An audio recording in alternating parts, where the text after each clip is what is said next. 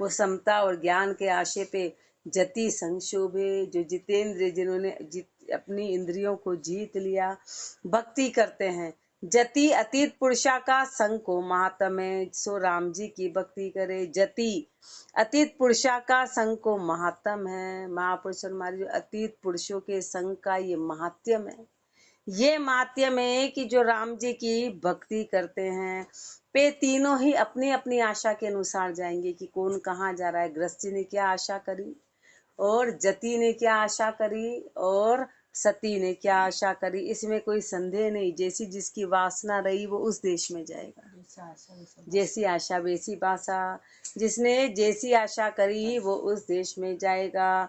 तीसु नह कामी होए धर्म की धारणा करिए। इसलिए महापुरुष हमारे नह कामी होके धर्म की धारणा करनी है, नह कामियों के धर्म की धारणा करनी है। उत्तम आशा को विचारना है, ज्ञान की प्यास उपजाना है तो ज्ञान की प्राप्ति होगी। जैसी आशा वैसी भाषा। ज्ञान की आशा करेंगे तो ज्ञान की प्राप्ति होगी, उत्तम आशा करेंगे तो उत्तमता में जाएंगे। और नह कामी होके धर्म की धारणा को धारण करना है, तब जाके ज्ञान प्राप्ति होगी। उसी में आगे फरमा रहे हैं, भूमि सुता सुत में बसे अरुण सुता सुत सोय, सुरगर उतर पधारिया उदक समर पोमोय। भूमि सुता सुत में बसे अरुण सुता सुत सोय, सुरगर उतर पधारिया उदक समर पोमोय। पृथ्वी भूमि सो धीरज, भूमि सुता माटी सो धीरज सुता बुद्धि। माटी के सुत बर्तन सो बुद्धि के सुत विवेक विचार। अरुण कहिए सूरज, सुता कहिए किरण। सूरजवत ब्रह्म की सुता भक्ति, किरण के सुत जल। ऐसे जो भक्ति के सुत ज्ञान रूपी जल कहिए हैं। जहाँ बर्तन में जल, यहाँ विवेक विचार का बर्तन में ज्ञान रूपी जल बसे हैं। सुर कहिए चंद्रमा समता के घर, सुर कहिए इंद्रियां समता के घर आई। उत्तर कहता विपता सो उतरी, शुद्ध भावना उपजी। तो सो ही उदक जल समर्पो, कहता कहे छे सो ज्ञान रूपी जल पीजे तो अज्ञान रोग मिटे, राम जी का पद ने पावे। महापुरुष हमारे पृथ्वी क्या है, वो धीरज की निशानी। सो धीरज उदाहरण दे रहे कि इधर तो पृथ्वी इधर धीरज। हाँ, जैसे पृथ्वी की जो पुत्री है वो मिट्टी कहलाती है, यानी पृथ्वी से मिट्टी पैदा होती है। ऐसे धीरज की जो पुत्री है वो बुद्धि कहलाती है। धीरज से बुद्धि आती है, बाकी अपनी बुद्धि, फिर धीरज से जो बुद्धि आती है वही ऊंची है। फिर जब मिट्टी है, मिट्टी के जो पुत्र हैं वो उसके बर्तन कहलाते हैं कि मिट्टी से बर्तन बनते हैं। ऐसे महापुरुष हमारे यदि बुद्धि ऊंची हो तो उससे विवेक और विचार आता है।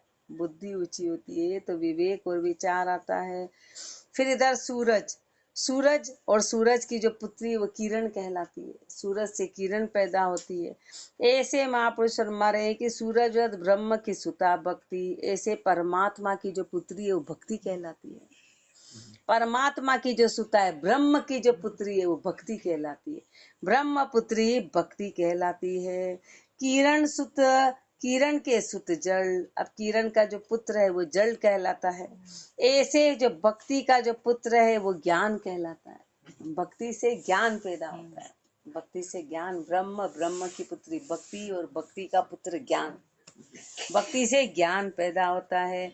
यहाँ बर्तन में जल, महाविवेक विचार का बर्तन में ज्ञान रूपी जल बसे हैं। यहाँ जो मिट्टी के बर्तन बनते हैं, मिट्टी के बर्तन में जल रहता है। ऐसे महापुरुष फरमा रहे हैं कि बुद्ध विवेक और विचार के बर्तन में ज्ञान रहता है। विवेक और विचार अपनी पूरी वाणी जी का सारे विवेक और विचार। विवेक के बिना जीवन बुद्धिहीन कहलाता है। विवेक पूरी वाणी जी का जो आधार है वो विवेक है। विवेक नहीं है तो कोई मतलब नहीं। कितना ही वाणी जी सुन लो, कितना ही सत्संग आ जाओ, कितना ही कुछ कर लो, विवेक नहीं है, विचार नहीं है तो उसका कोई औचित्य नहीं हो, खाली एक रीडिंग है। होते बाहर लोग भागवत जी सुन रहे, अपन यहाँ वाणी जी सुन रहे, इतना अंतर है। इतना अंतर है कि वो वहां जा रहे हैं और अपन गुरुद्वारे जा रहे हैं। बाकी अंतर तो तब आएगा जब अपन विवेक और विचार रखेंगे, बाकी नहीं आएगा, बाकी नहीं आएगा। तो महापुरुष फरमा रहे हैं कि विवेक और विचार के बर्तन में ज्ञान रूपी जल बसता है। सुर कहिए इंद्रिया, जो इंद्री है उनमें समता आ जाती है।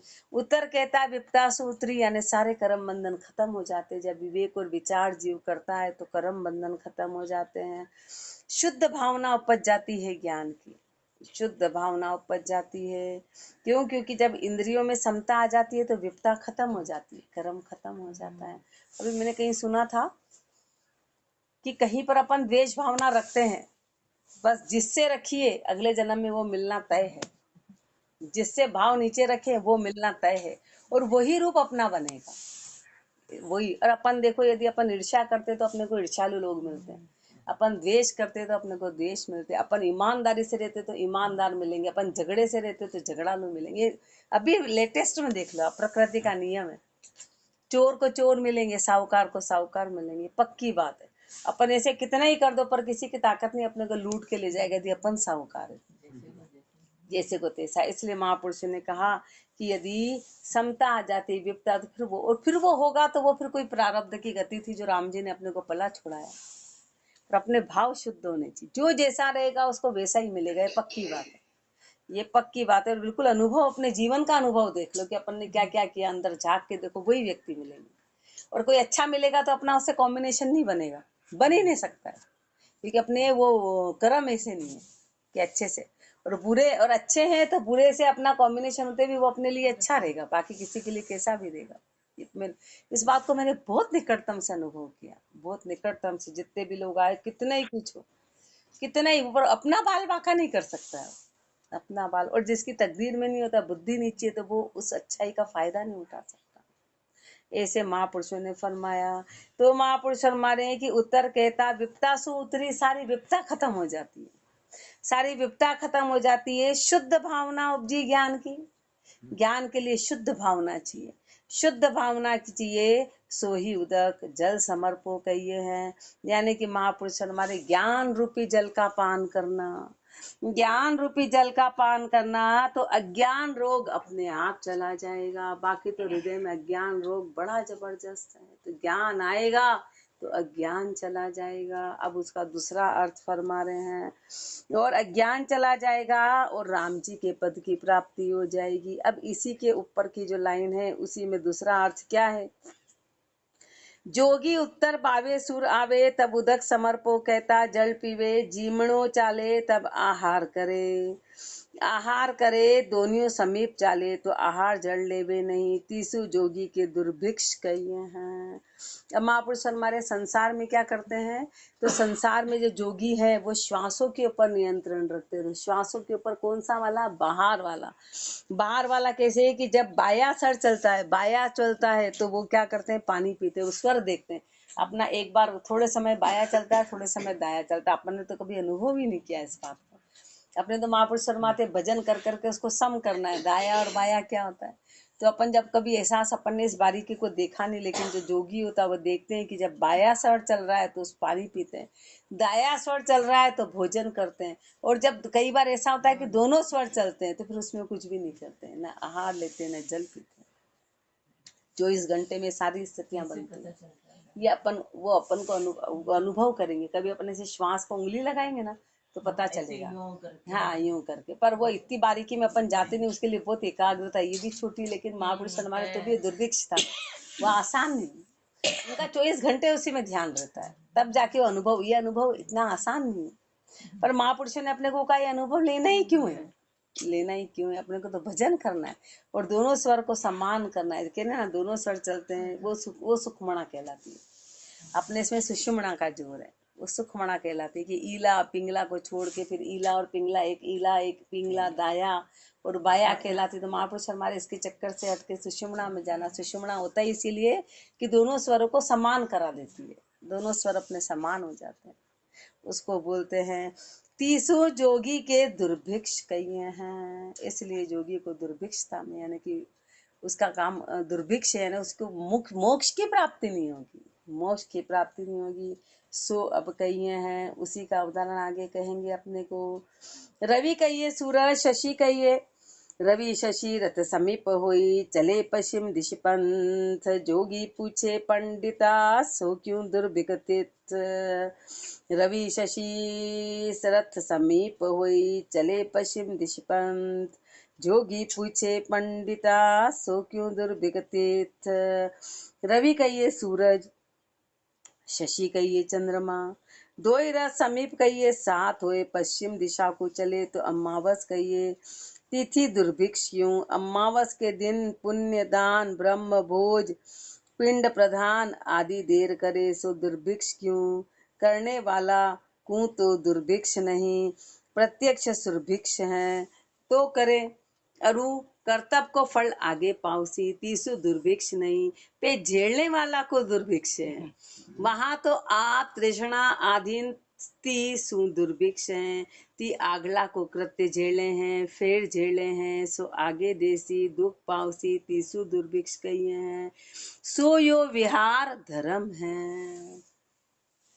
फिर इसी का आगे दूसरा अर्थ और बताएंगे। तो महापुरुष हमारे सूरज और चंद्रमा यदि ये रथ समीप हुए साथ हुए तो महापुरुष हमारे उनको पश्चिम दिशा को चाले तो अमावस कहिए हैं। मतलब अमावस इनकी जो तिथि के अनुसार सूरज और चंद्रमा का जो रोटेशन होता है उस रोटेशन में अमावस आती है, यानी कि जिस वक्त बिल्कुल भी सूर्य चंद्रमा का आकार दिखाई नहीं देता उसको अमावस कहते हैं। अब बोलते हैं अमावस बड़ी कठिन तिथि है, अमावस को भोजन कराओ, अमावस को ये करो, अमावस ये करो। महापुरुष अपने भ्रम निकाल रहे हैं, ये सारे भ्रमों को खत्म कर रहे हैं। तो महापुरुष हमारे उसको क्यों बोलते हैं कि दुर्भिक्ष तिथि है। तो बोले क्यों दुर्भिक्ष क्यों, दुर्भिक्ष क्यों है, उसको कठिन क्यों बना दिया। तो अमावस के दिन कोई पुण्य दान करता है, कोई ब्रह्म भोज करता है, कोई ये है। तो महापुरुष हमारे की जो कर रहा है उसको दुर्भिक्ष कैसे हुई, जो भोजन करा रहा है, जो दान दे रहा है, बताओ दुर्भिक्ष कैसे हुई। दुर्भिक्ष तो लेने वाले को होनी चाहिए कि जो ले रहा है, जो खा रहा है, अमावस के लाओ लाओ हमको दे दो। तो दुर्भिक्ष तो लेने वाले को हुई, देने वाले को कैसे हुई। तो फिर अमावस कठिन तिथि कैसे हुई। जो हमेशा ही करता आ रहा है उसके लिए कोई कठिन नहीं है, जो नहीं करता है उसके लिए कठिन है। तो महापुरुष फरमा रहे हैं कि जो दे रहा है वो तो अपने इस कर्तव्य का फल आगे पाएगा, उसके लिए तो सुरभिक्ष है, उसके लिए तो सुरभिक्ष है, उसके लिए उस फल की आगे प्राप्ति होगी, इसलिए उसके लिए दुर्भिक्ष नहीं, झेलने वाले के लिए दुर्भिक्ष है कि वो कैसे पचाएगा, वो उसका तो चुकाना पड़ेगा। कोई भी चीज लिए तो उसको चुकाना पड़ेगा, किसी भी रूप में चुकाना पड़ेगा।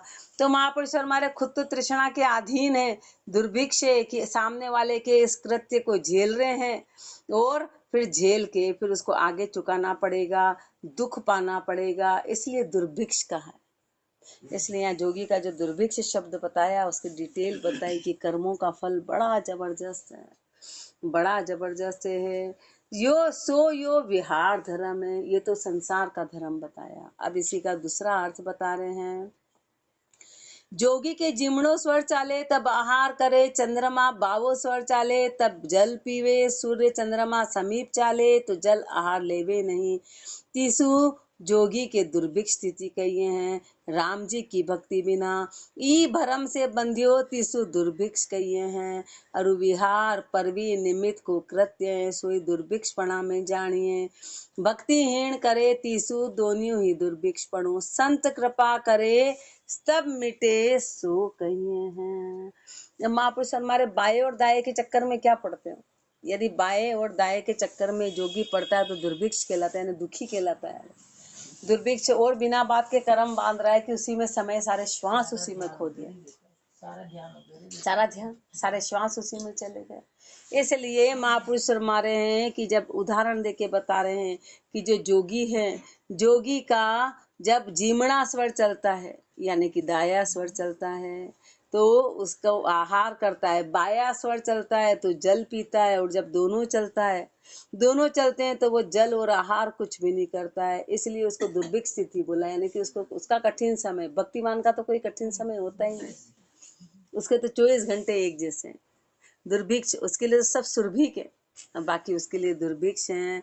तो महापुरुष हमारे ये कारण क्या है, ये कारण राम जी की भक्ति के बिना है कि राम जी की भक्ति नहीं करी इसलिए भ्रम से बन गए, और इसलिए भ्रम से बन गए इसलिए दुर्भिक्ष हैं। विहार परवी निमित्त को कृत्य है, सो दुर्भिक्ष पड़ा में जानी। अब अपन जो भी बाहर निभाते हैं, त्योहार के निमित्त करते हैं, ये भी करते हैं, सब दुर्भिक्षता की निशानी कि कारण क्या है? दुर्भिक्षपणा में जानिए। भक्तिहीन करे तीसु, ये जो भी काम करते हैं वो कौन करता है? वो भक्तिहीन करता है, वो भक्तिहीन करता है, और दोनों ही दुर्भिक्षपण हो।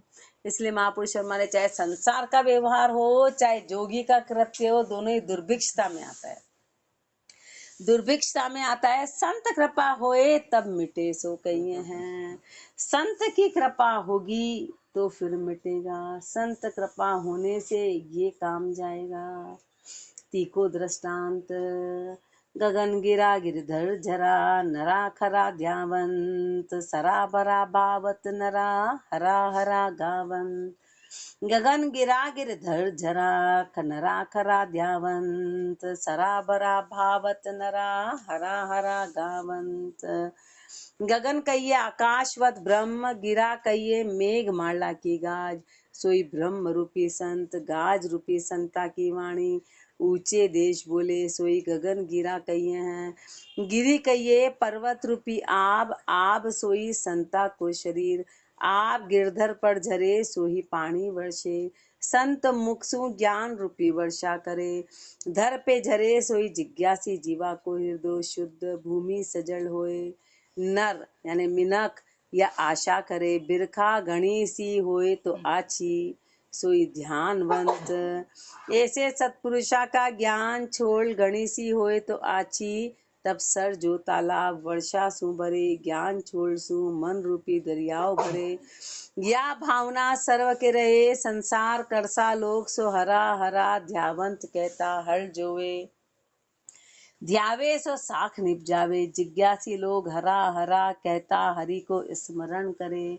ज्ञान भक्ति वैराग्य रूपी साख निप जावे। महापुरुष हमारे गगन यानी आकाश, आकाशवंत यानी ब्रह्म, इधर गिरा कई यानी मेघमाला की गाज यानी बादलों की गाज। जो ब्रह्म रूपी संत हैं उनकी जो, जैसे इधर बादल जोर जोर से आवाज आती है ना, गड़गड़ाहट होती है, ऐसे जो संतों की वाणी है उसको गाज बोला है। उसको ऊंचे देश वाले यानी ऊंचे देश के हैं इसलिए उनको गगन गिरा बोला, यानी ऊंचे शब्द कहलाते हैं, गगन गिरा कहलाते हैं। भाई उनको तो अनुभव हुआ तभी 10वें द्वार में, तभी उसका गगन गिरा, ऊंचे शब्द बोलते हैं। महापुरुष हमारे गिरी कहिए पर्वत, गिरी कहिए पर्वत रूपी आब, और आब जो है संता को शरीर यानी बादल। बादल जो है वो संतों का शरीर कहलाता है। बादल जो है वो पानी बरसाते हैं। बादल भी होते हैं और पहाड़ भी, दोनों। गिरा, गिरा यानी बादल और गिरी यानी पहाड़, दोनों अपने को पता है ना। ऊपर ये देखिए, गिरा कहिए मेघमाला की गाज, गिरा यानी उनकी वाणी जो कहलाती है, और गिरी इधर पर्वत, और पर्वत रूपी आब, आब यानी बादल। तो महापुरुष फरमाते हैं कि जो संतों का शरीर है वो उनके द्वारा ऊंची वाणी बोलते हैं। ऐसे उनका शरीर क्या कहलाता है? बादल रूपी कहलाता है। बादल बारिश करते हैं। ऐसे संत जो हैं वो अपने मुख से ज्ञान रूपी वर्षा करते हैं। संत अपने मुख से ज्ञान रूपी वर्षा करते हैं। हर कोई धरती पे जो भी जिज्ञासु होते हैं उनके हृदय को शुद्ध करते हैं, जैसे बादल बारिश करते हैं और हृदय को सजल कर देते हैं। ऐसे जिज्ञासुओं के हृदय को संतों की वाणी सजल कर देती है। जैसे मनुष्य आशा करता है कि भाई बारिश के दिन है तो बारिश अच्छी हो तो हमारा अच्छा होगा, हर कोई चाहता है कि बारिश अच्छी हो, बारिश अच्छी हो। ऐसे महापुरुष फरमा रहे हैं कि सत्पुरुषा की ज्ञान छोड़ घनी सी हो आछी।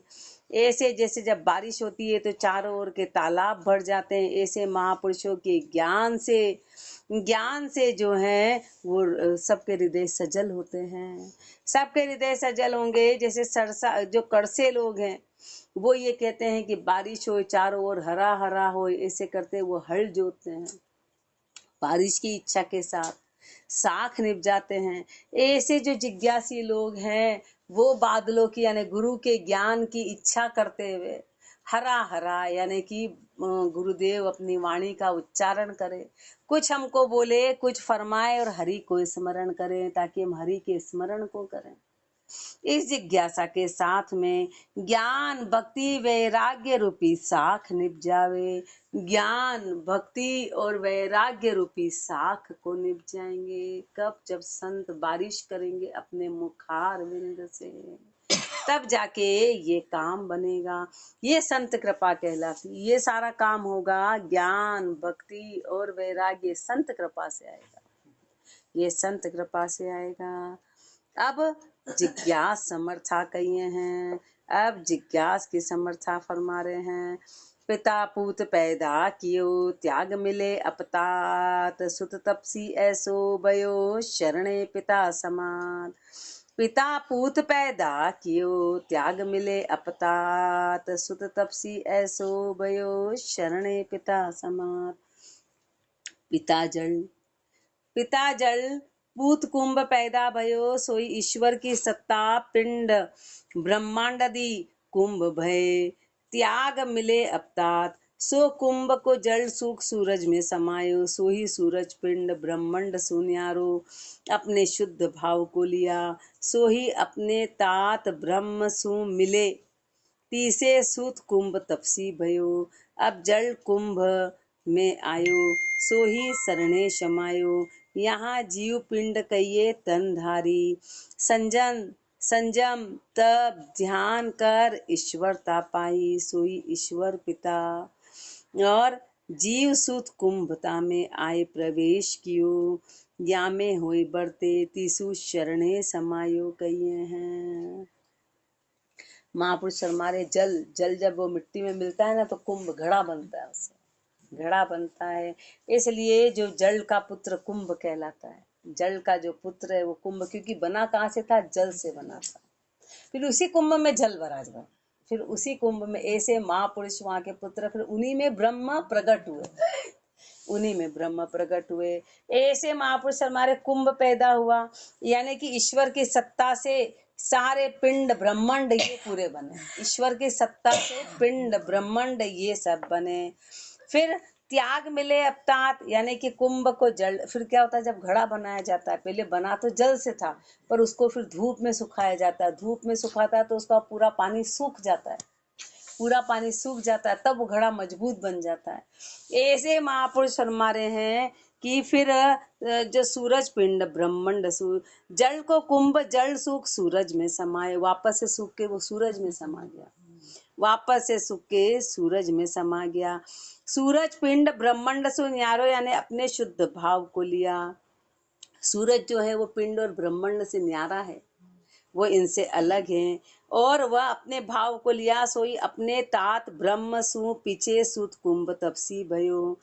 पीछे फिर जो है वो अपने तात ब्रह्म से मिले, यानी कि पिता रूपी ब्रह्म से जीव मिल जाएगा जब उसका शरीर सुखाने का मतलब है कि इंद्रियों से परे होगा, इंद्रियों से परे होगा। जैसे वो उसकी वो बना तो जल से था, फिर जल सूखा, फिर मजबूत बना।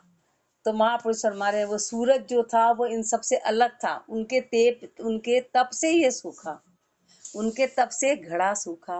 और जब घड़ा सूखा तो उसका घड़े का तो आगे बताएंगे, सूखा तो क्या हुआ, उसका क्या हुआ। ऐसे जीव जो है वो अपने ब्रह्म रूपी पिता से मिलेगा।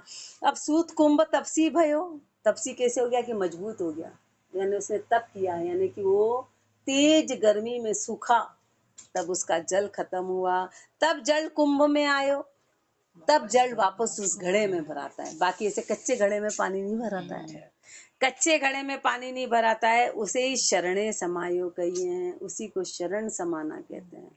कच्चे से काम नहीं बनता है, पक्के और मजबूत से। ऐसे महापुरुष हमारे जो जन हैं वो पक्के होते हैं, तपते हैं। यहाँ जीव पिंड कहिए तनधारी।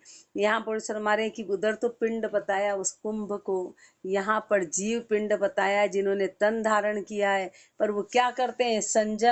संजम तप ध्यान करके ईश्वरता को पाते हैं। संजम और ध्यान तप करके ईश्वरता पाते हैं, सो ही ईश्वर पिता। जीव सूत कुंभता में आए प्रवेश कियो, जीव सुत कुंभ, यानी कि जीव रूपी शरीर में वो परमात्मा फिर प्रवेश होता तो सब में है, पर उनमें प्रकट होता है। भाई पानी तो सब दूर है, जल तो सब दूर है, पर उस पक्के घड़े में भरा हुआ दिखता है। बाकी तो बोले पानी तो हर जगह है, ऐसे परमात्मा हर जगह है, पर घड़े में स्पेशल आकार में पानी दिखाई देता है। ऐसे महापुरुष जो हैं फरमा रहे हैं कि तीसु शरणे समायो, कहिए उन्होंने शरणागति दे दी तो परमात्मा उनमें प्रकट हो गए, जैसे कि उसमें जल दिखाई दे रहा है ऐसे प्रकट हो गए।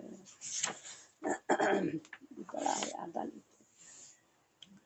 तथा दृष्टांत।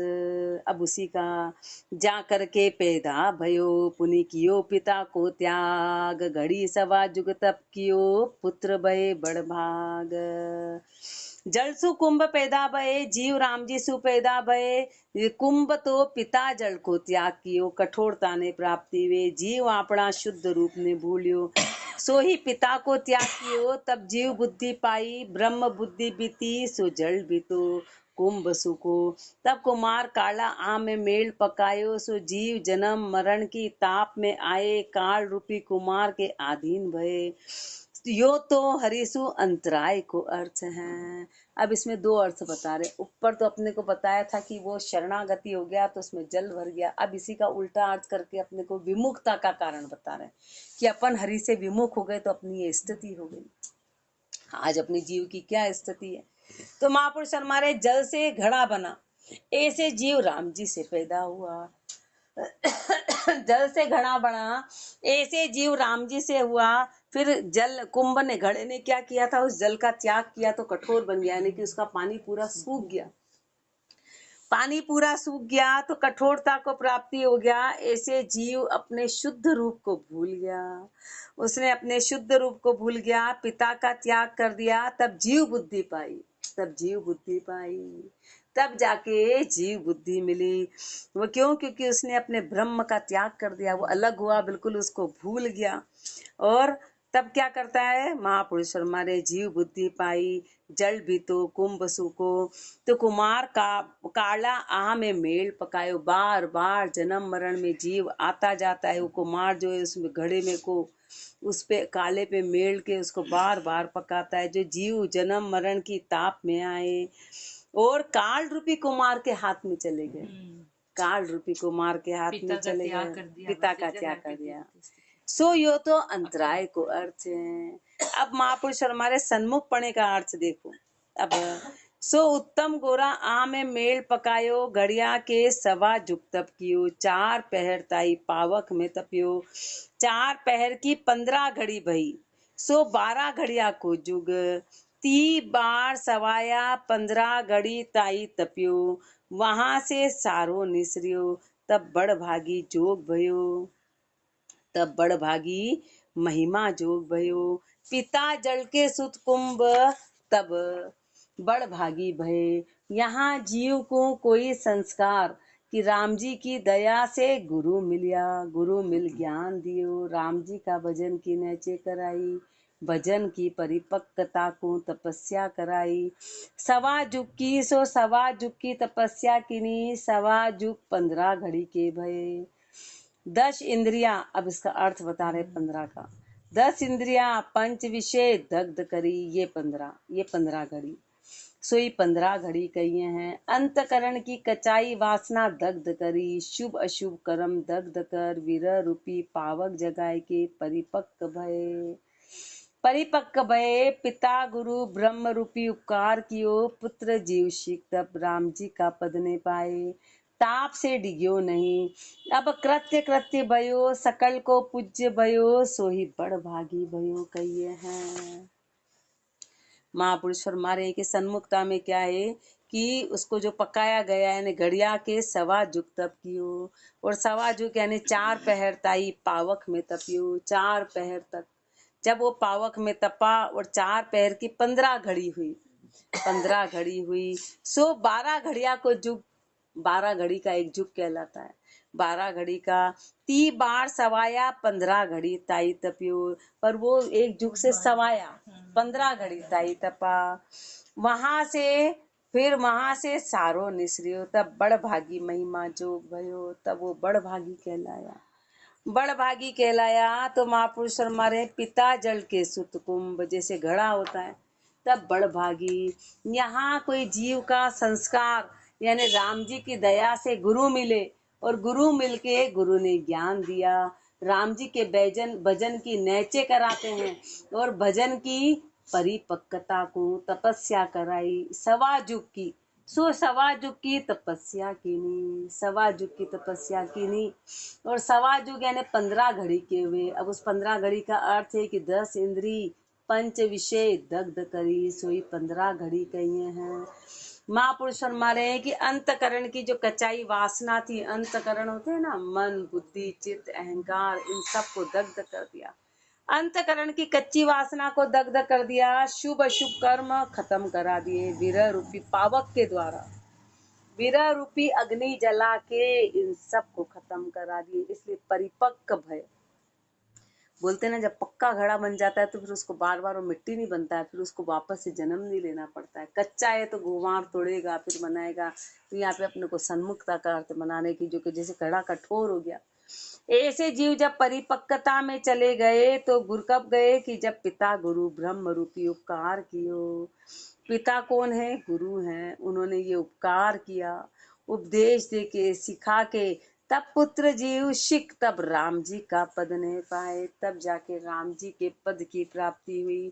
ताव में डिग्यो नहीं, वो ताप में डिगा नहीं। तब कृत्य कृत्य भया, कृत्य कृत्य हो गया। सकल को पूज्य भयो, जैसे महापुरुष सकल के पूज्य रहे, सोई बड़ भागी भयो कहिए हैं। ऐसे महापुरुष हुए, जितने जन हुए सब बड़ भागी कहलाए। बड़ भागी जो जन्म मरण से परे हो गए, पक्के बन गए गुरु के उपकार से। आगे इसी के दृष्टांत में और फरमाएंगे। राम राम जी राम महाराज राम राम राम राम राम राम।